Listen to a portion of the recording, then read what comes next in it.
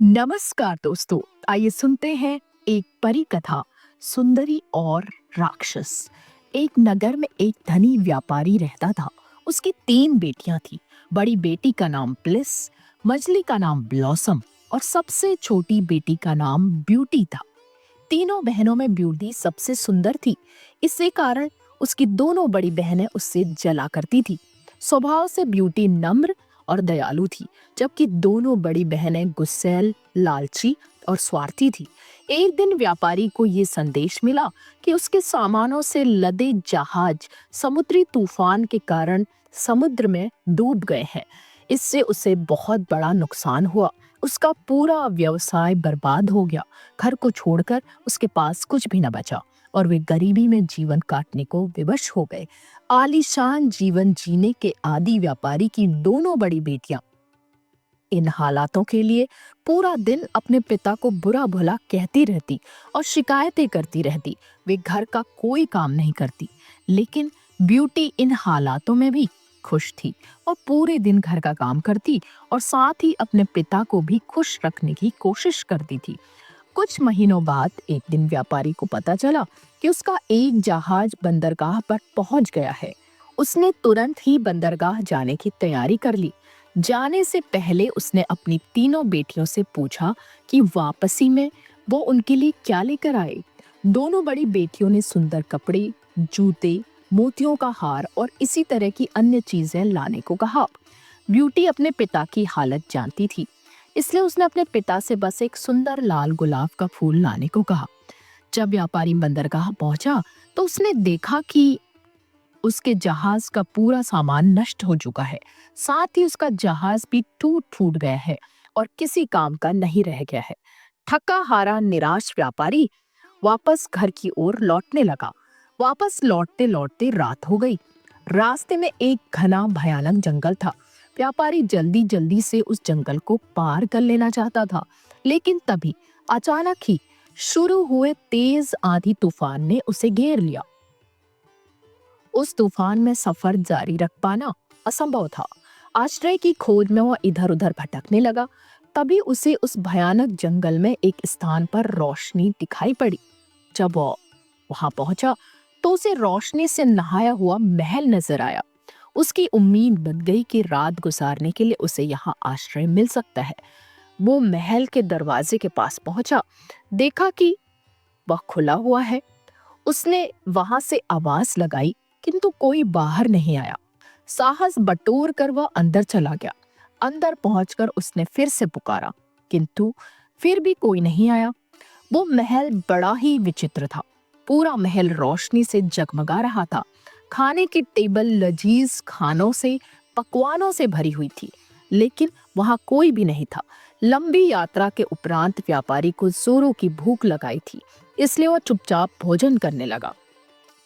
भोजन करने के बाद जिज्ञासावश महल की सीढ़ियां चढ़कर ऊपर पहुंचा। महल बहुत आलीशान था। उसके हर कक्ष सुंदर रीति से सजे हुए थे। बहुत थका हुआ था, इसलिए एक कमरे में जाकर नरम बिस्तर पर सो गया।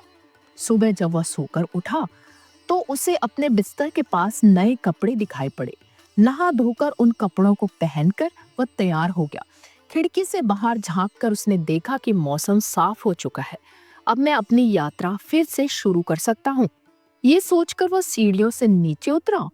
नीचे पहुंचकर देखा कि टेबल पर नाश्ता लगा हुआ है। उसने नाश्ता किया और वापस जाने के लिए खुशी खुशी बाहर निकल आया। बाहर निकलते ही उसे एक खूबसूरत गुलाबों का बगीचा दिखाई पड़ा, जहां गुलाब के विभिन्न रंगों के सुंदर फूल खिले हुए थे, जिन्हें देख उसे ब्यूटी से किया हुआ वादा याद आ गया। उसने सोचा कि मैं अपनी दोनों बड़ी बेटियों की इच्छा तो पूरी नहीं कर सका, पर कम से कम ब्यूटी की इच्छा तो पूरी कर ही सकता हूँ। ये सोचकर जैसे ही उसने लाल गुलाब का फूल तोड़ने के लिए हाथ बढ़ाया, उसे एक भयानक हंसी सुनाई पड़ी। डर के मारे उसने अपने हाथ पीछे खींच लिए। उसने देखा उसके सामने एक डरावना राक्षस खड़ा है। उस राक्षस की आंखें अंगारों की तरह लाल थी।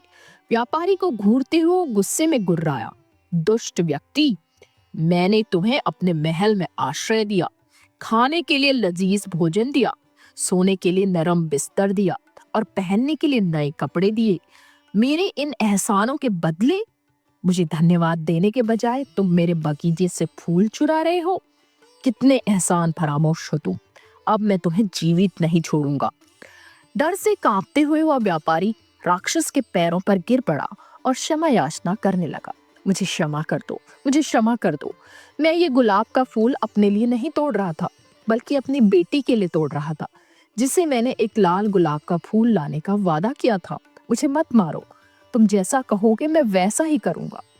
व्यापारी की याचना पर राक्षस बोला, ठीक है, मैं तुम्हें एक शर्त पर बख्शता हूँ कि तुम अपनी उस बेटी को यहाँ मेरे पास लेकर आओगे, जिसके लिए तुम मेरे बगीचे से फूल तोड़ रहे थे। डरे हुए व्यापारी ने उस समय अपनी जान बचाने के लिए राक्षस की बात मान ली और अपनी बेटी को उसके पास लाने का वादा करके वहां से निकल गया। जब वो घर पहुंचा तो उसकी आंखें आंसुओं से भीगी हुई थी। वह बहुत डरा हुआ था। पूछने पर उसने अपने साथ हुई पूरी घटना विस्तार से बता दी। पूरी बात सुनने के बाद ब्यूटी बोली, पिताजी, आप चिंता मत कीजिए। आपकी जान बचाने के लिए मैं कुछ भी करूंगी। अपने वादे के अनुसार आप मुझे उस राक्षस के महल में ले चलिए। तुम मुझे बहुत प्यार करती हो ब्यूटी, ये मैं जानता हूँ, लेकिन मैं कितना स्वार्थी पिता कहलाऊंगा जो अपनी जान बचाने के लिए अपनी बेटी को उस राक्षस को सौंप देगा। व्यापारी रोते हुए बोला, पिताजी, आपकी जान बचाने का यही एक तरीका है। हम कुछ भी नहीं कर सकते। आप मुझे उस राक्षस के महल में ले चलिए। ब्यूटी ने अपने पिता को समझाया। दुखी मन से व्यापारी ब्यूटी को उस राक्षस के महल में छोड़ आया। शुरू में ब्यूटी उस राक्षस के भयानक रूप रंग को देखकर डर गई, लेकिन उस राक्षस का ब्यूटी के प्रति व्यवहार बहुत अच्छा था। उसने ब्यूटी को ढेर सारे नए कपड़े और गहने दिए। उसे एक बहुत ही सुंदर कमरे में रखा। वो उसका बहुत ख्याल रखने लगा, जिससे धीरे धीरे ब्यूटी का डर खत्म हो गया। शुरू में राक्षस चुपचाप दूर से ब्यूटी को देखा करता था। फिर धीरे धीरे उसने उससे बातें करनी शुरू की। ब्यूटी को भी राक्षस से बात करना अच्छा लगने लगा। दिन गुजरते रहे और दोनों बहुत अच्छे दोस्त बन गए।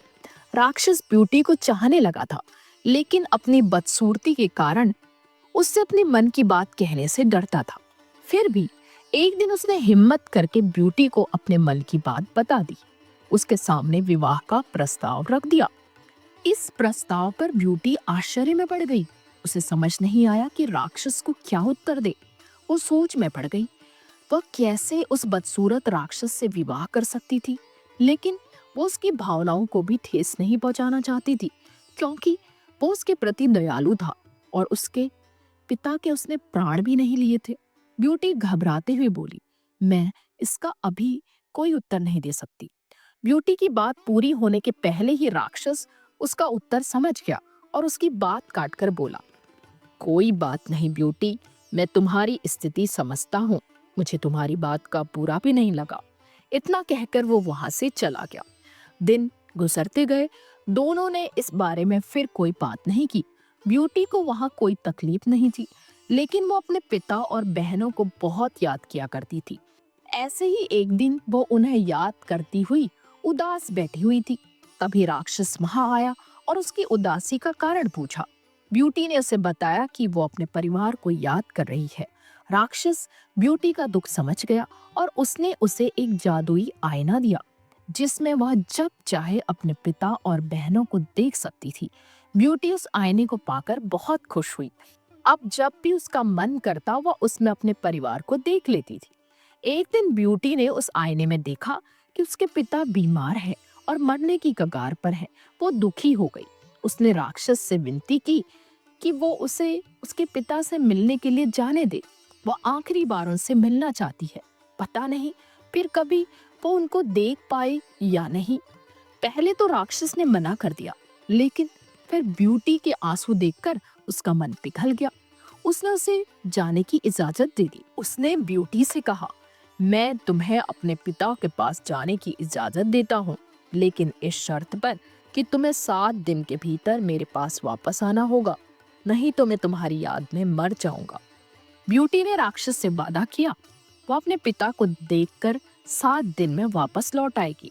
राक्षस ने उसे एक अंगूठी दी और कहा कि जब तुम ये अंगूठी अपनी उंगली से उतारोगी तो तुम वापस इसी महल में होगी।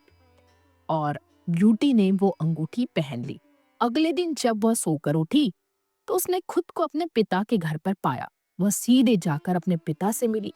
पिता ब्यूटी को देखकर बहुत खुश हुए। वास्तव में वो ये सोचकर बीमार पड़ गए थे कि उनकी बेटी एक राक्षस की कैद में है। ब्यूटी ने उन्हें राक्षस के बारे में विस्तार से बताया कि वो उसके साथ बहुत अच्छा व्यवहार करता है और उसे कोई तकलीफ नहीं होने देता। ब्यूटी की खैरियत जानकर व्यापारी की हालत धीरे धीरे ठीक होने लगी। वहां रहते हुए ब्यूटी को राक्षस की याद आने लगी। उसके साथ रहते रहते उसे उसकी आदत पड़ गई थी। उसके अच्छे और दयालु व्यवहार के कारण वह उससे प्रेम करने लगी थी। एक दिन ब्यूटी की दोनों बहनें ब्लिस और ब्लॉसम, जिनका विवाह हो चुका था, उससे मिलने आई। ब्यूटी ने उन्हें राक्षस के घर के आरामदायक जीवन के बारे में बताया। सुनकर दोनों बहनें जल उठी। जब उन्हें पता चला कि ब्यूटी को 7 दिन के भीतर वापस राक्षस के महल में जाना है, तो उन्होंने झूठे आंसुओं की बदौलत ब्यूटी को वहां कुछ दिन और रोक लिया। वास्तव में ये उनकी योजना थी ताकि राक्षस को ब्यूटी पर गुस्सा आए और वो उसे मार डाले। उधर राक्षस ब्यूटी का इंतजार कर रहा था। 7 दिन पूरे होने के बाद भी ब्यूटी वापस न आई तो वो तड़पने लगा। इधर ब्यूटी भी उसे याद कर रही थी। एक रात ब्यूटी ने सपना देखा कि राक्षस नीचे गिरा हुआ है और मर रहा है। ब्यूटी की नींद टूट गई। उसे अपना वादा न निभाने पर बहुत पछतावा हुआ। उसने तुरंत ही अपनी अंगूठी निकाल दी और दूसरे ही दिन जब वह सोकर उठी तो राक्षस के महल में थी। ब्यूटी ने दिन भर राक्षस का इंतजार किया, लेकिन वह उससे मिलने नहीं पहुंचा। उसने पूरे महल में उसे ढूंढा, लेकिन वह उसे नहीं दिखा। वो परेशान हो गई। फिर शाम को वो महल से बाहर निकली और राक्षस को खोजने लगी। उसने पूरे बगीचे में उसे ढूंढा। फिर वह महल के पिछले वाले हिस्से में गई। वहां एक कोने में राक्षस नीचे पड़ा हुआ था। वह बहुत कमजोर नजर आ रहा था। ऐसा लग रहा था मानो वो मरने की कगार में है। ब्यूटी जल्दी से उसके पास गई और उससे बोली, ये तुम्हें क्या हो गया है? मैंने तुमसे कहा था ना कि यदि तुम नहीं आई तो मैं तुम्हारी याद में मर जाऊंगा, राक्षस ने उत्तर दिया। ब्यूटी ने अपने देर से आने के लिए उससे क्षमा मांगी और उससे कहने लगी, तुम मुझे छोड़कर मत जाओ, मैं तुम्हारे बिना नहीं रह सकती, मैं तुमसे प्रेम करने लगी हूँ। ब्यूटी का इतना कहना था कि एक चमत्कार हुआ और वह राक्षस एक सुंदर नौजवान राजकुमार में परिवर्तित हो गया। ब्यूटी ये देखकर आश्चर्यचकित रह गई। राजकुमार ने उसे बताया, मैं एक जादूगरनी के श्राप के कारण राक्षस बन गया था। कई वर्षों तक मैं इस रूप में रहा।